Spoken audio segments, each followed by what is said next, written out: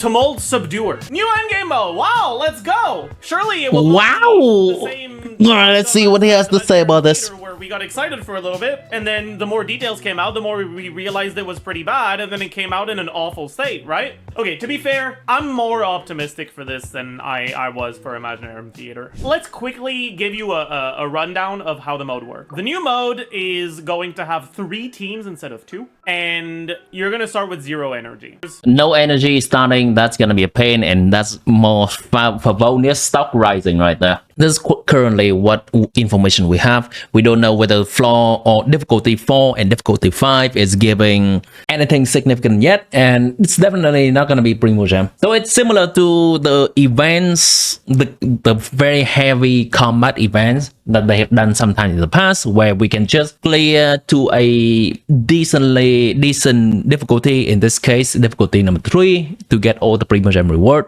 It's a little bit more lenient than Abyss in that regard, but probably they're gonna give some non-Primogem reward for difficulty 4 and difficulty 5. It's just, they exist for the people that want some challenge, which I think is a nice design. You have Novella team, Navia team, what you gonna do for another team? Well, you do have a lot of characters. When this game mode comes out, we can look into that. I believe he will likely mention some stuff, how co-op will change the character value, non-co-op difficulty. In fact, wow, he talks about co-op a lot, which is surprising. Let's see. We don't have the HP for difficulties 1 and 2, but we do have the HP for difficulty 3. 1,000,000 HP, 900k, 1.1 mil, and you have 10 minutes. Unlike in Abyss, there aren't stars. It's either you clear it or you don't, which means that 10 minutes is effectively infinite time. You have 10 minutes to do 1,000,000 damage. As a point of comparison, currently in Abyss 12, right, the Eremite Stone Enchanter has 800,000 HP. These guys have over 2 million each. So getting your Primogem rewards is going to be something that is incredibly easy, even for a relatively newer player. On top of that, you can do this mode in co-op, which means that if you're struggling, you can ask someone for help. Above difficulty 3, though, is where it's more endgame content. You can see the gap in HP goes from 1 mil to 5 mil on the Tulpa, and the gap in time goes from 10 minutes to 2 minutes. Difficulty 4 of the new mode seems to be more or less Abyss level difficulty, maybe a little bit easier than Abyss because you have 2 full minutes instead of 3 minutes for 2. But difficulty 5 is where shit hits the fan. So first of all, enemies are like 25 or 50% tankier in difficulty 5 than difficulty 4. But second of all, and maybe more importantly, these bosses, they have new mechanics, not the same as the Abyss version bosses or the World version boss. These are the special version bosses that you often find in events that have additional mechanics. For the first iteration of this new... Remember this? The Tulpa that creates a shield on itself, and then you can do 2 Pyronados. Good times, good times. I did that meme. The current look at the co-op thing. Any sort of co-op content you enter has its stats adjusted in order to balance out your co-op experience. When you have 2 players, all enemies' HP is increased by 50%. 3 players by 100%, and 4 players by 100%. Because I think this is an interesting part of this the boss mode. HP is increased by 50% in co-op, even if you're 3 or 4 player. There isn't a matchmaking function for levels 4 and 5, but you can still co-op with players in your world, which means if you do external matchmaking through whatever Discord server, or if someone makes a website for matchmaking or stuff like that, it is co-opable. What that means is that if you don't have one of those characters for one of these things, you will likely be able to attempt to do it with someone who does. Because of that, despite these mechanics being pretty heavily tailored to specific characters, I don't mind them that much compared to a lot of the recent Abyss bullshit. Wait. So even the highest difficulty is co-opable. Hold on. Just ask well friends to do it together. We've had, because as long as you can end up playing with someone who has the character. I think, yes, that is actually a pretty cool thing. That's a very cool thing. So they're putting all the Primogem reward in difficulty 1, 2, 3, and then difficulty 4, 5 is just extra stuff. And I like this because it does encouraging just being social in general. I like it. People can still definitely just play by themselves, but similar to clearing a domain artifact domain. Some people that does not even need to clear just come in to help other people anyway. There will definitely be Discord place or Discord server dedicated to this kind of just helping thing. Friend meta, yeah. Every time to shine. The fact that this is co-opable to me is really impactful because I think that Genshin is a game where, as of Alright, now, so Ari, when are you getting that C6 Alpha Novelette again? Hold on. stuff is balanced around single player, and the co-op experience is incredibly different. This is anti-Novelette. Not only 2 over 3 of them are technically. Only 2 over 3 of the bosses. Honestly, uncoordinated co-op with random people isn't what I'm. You can use Novelette Escovia. Coordinated co-op, where let's say you join the Discord server, we'll probably have the link to the Discord in the description. You can actually coordinate a team that actually makes sense. If you do that, it heavily changes the value of a lot of different characters. For example, Ganyu is a fairly weak character nowadays, but Ganyu in co-op is incredibly good. A lot of the factors Wait, how so? that prevent Ganyu from being that great of a character are the fact that her teams, because she doesn't generate much energy herself and doesn't allow for flexible rotations, often have really high EO requirements on their support. Co-op, not a problem. She often gets cancelled out of attack. Co-op, you can have someone else aggroing the bot. Her buff uptime isn't necessarily the best. Co-op, Bennett has permanent buff uptime. His buff lasts for like 12 plus 2 seconds with a... Holy shit! The meta in Genshin will change because co-op is available. Every character can be on field for full 100% of the time now. What does this do to the meta, chat? Does that mean my favorite character in the game? Well, second, third favorite. Yaimiko, who has a huge problem in comparison to Fischl, because Fischl can just swap in, press a skill, and then swap out, takes 1 second. Now Yaimiko can stay on the field full time, and then she has more value. Wow, things like that. 15-second cool. Yeah, the drawing aggro and all the good stuff. This feels like an RPG where, well, not exactly an RPG, but a team game where we can dedicate some people to drawing aggro and some people to deal damage from afar. It's a whole different way to play Genshin, and I am excited for that. Cooldown. You always have it. You can end up we can already kind of take a glimpse of that from not really co-oping domain because domain enemies just die so fast, but we kind of got a glimpse from that by the local legend. Here, if you have not seen this video, this is a very old video of mine, very old video, where I co-op the local legend with some of my friends, and I love that kind of experience. Wow, that's such an old video of mine. Who dies, guy? Yeah, Slay. Oh god. Huh? Alright, first guy.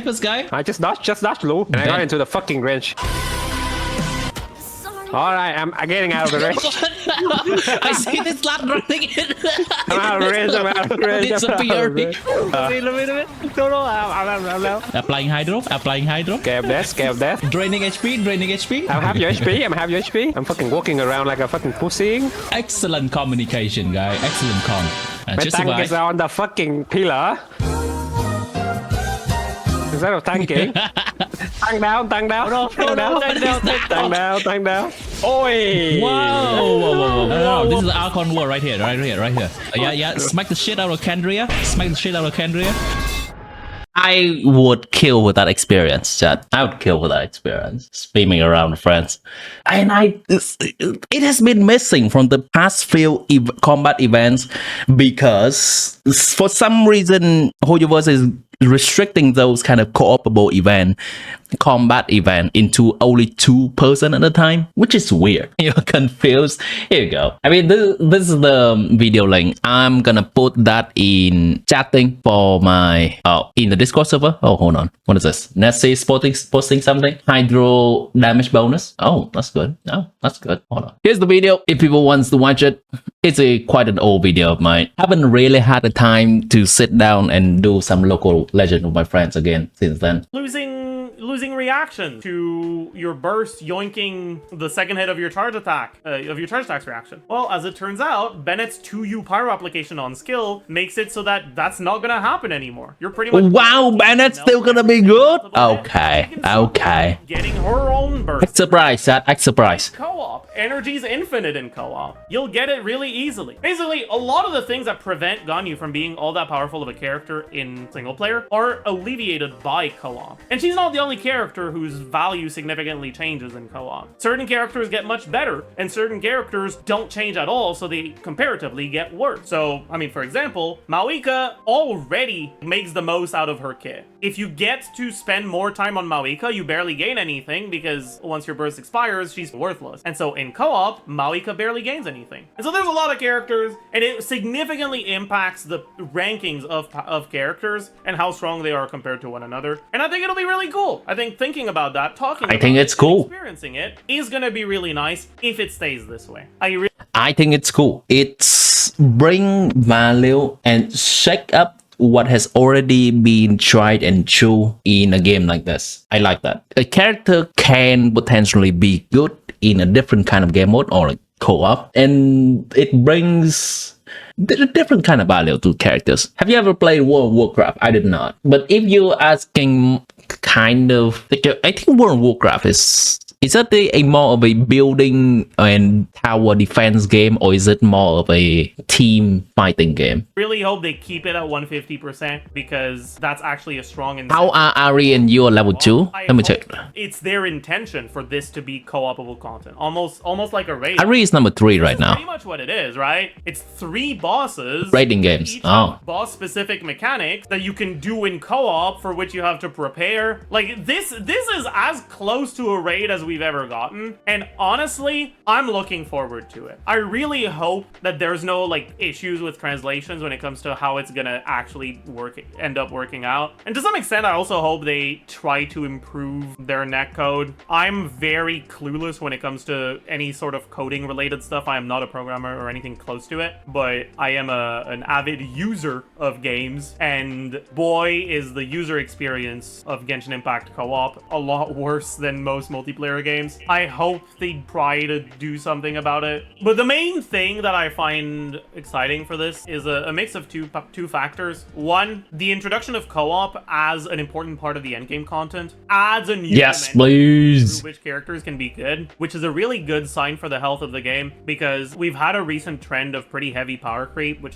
has been pretty worrying to me. But adding new ways in which characters can be good effectively means that some of the older characters will be a lot better, and they can keep making new characters that are better in co-op than they are in single player, and effectively find a way to sell new characters without resorting to power creep, which I think is better. And the other thing is, I've wanted That's actually a good point. actual co-op content, not just for the sake of the ways in which it changes meta, but also just because I like playing games with the homies, and I play a lot of Genshin, so having actual supposedly permanent content that is co-opable and actually worth co-oping, in my opinion, is really good. From a content creator perspective, the opportunity to have permanent repeatable co-op content that people might Like with that experience, yes, as a content creator, I am also happy about that.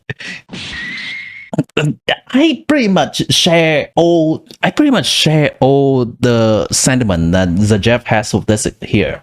Co-oping is something that I want to have more of in Genshin, and this is definitely one of the way to do it. Full co-op with 4 people. Sure, maybe I can still play alone most of the time, but when my friends and I gather, we can play Genshin together. It is pretty much not guaranteed before, because we have to wait for some certain events, and some events, even though they enable co-op, it's only 2 people co-oping at the same time, and it's not an experience that is like the whole group can do. This is so good. He actually brings up a point, and Zajev actually brings up a point where I think it's valid as well, is that there are some different way to optimize characters now. So Hoyoverse can release characters that may not just blatantly having bigger numbers. They may release characters that is more co-op friendly, like Farina, where she can heal the whole party, and that is also a selling point for a character. They do not just have to do bigger damage. They can be more quality of life.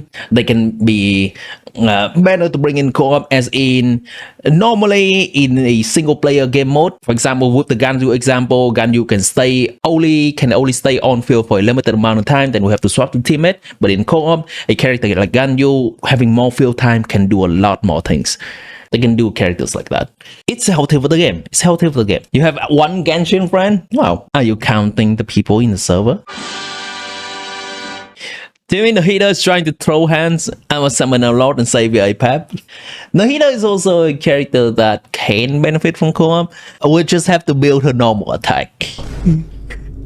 When Raiden was released, same case, Raiden can have her chakra for everyone. Yeah, wait, yes.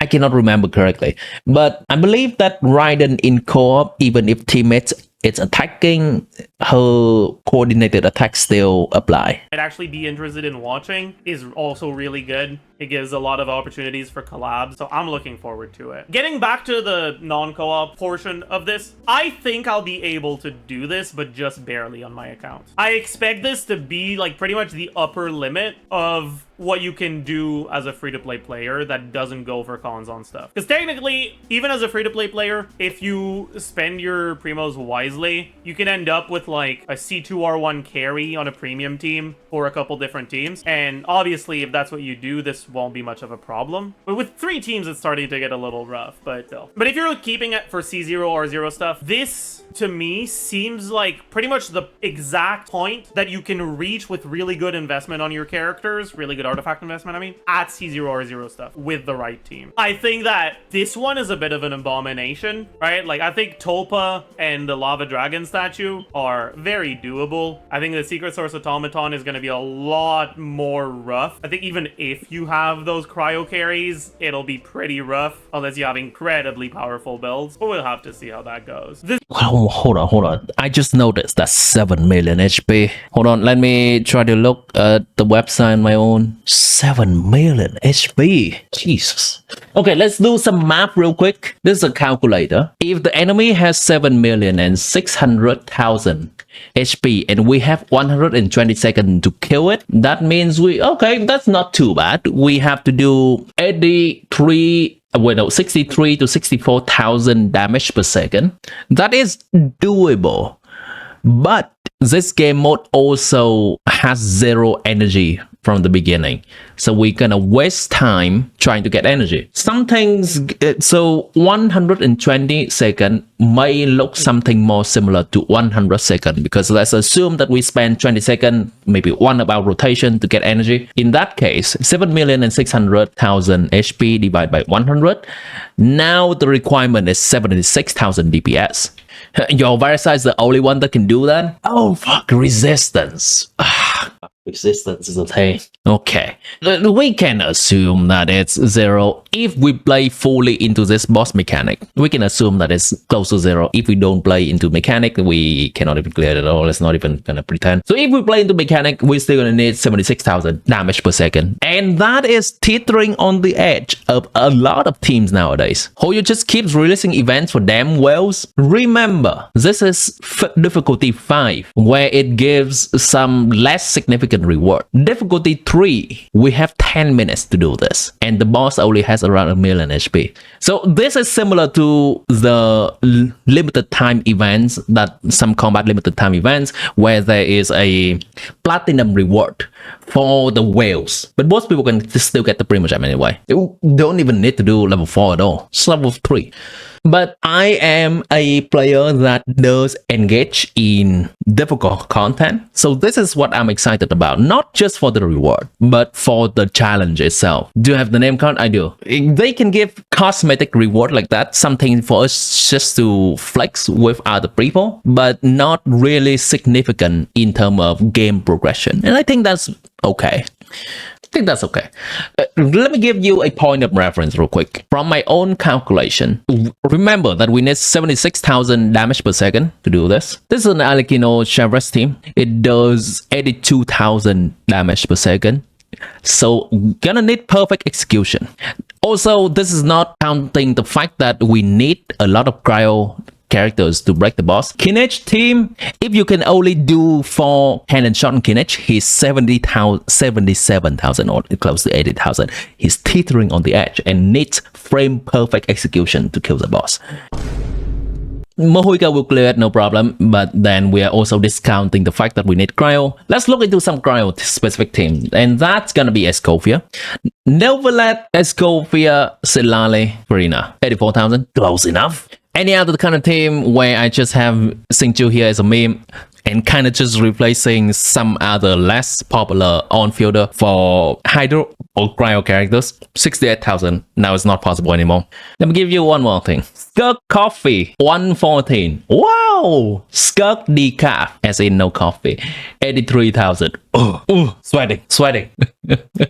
Constellation will solve things. The calculation usually assumes C0 5-star with free-to-play weapons and C6 4-star. It's generally the standard assumption. Alright, let's see what the conclusion that the Jeff has. We're gonna finish this video. If you do on co-op, the HP will increase by 50%. It's still good. It is the standard stuff for co-oping. It's even better than regular co-oping. Let me find it. So the scaling on regular co-oping in domain. Enemies base HP and one player, so playing by ourselves is 100%.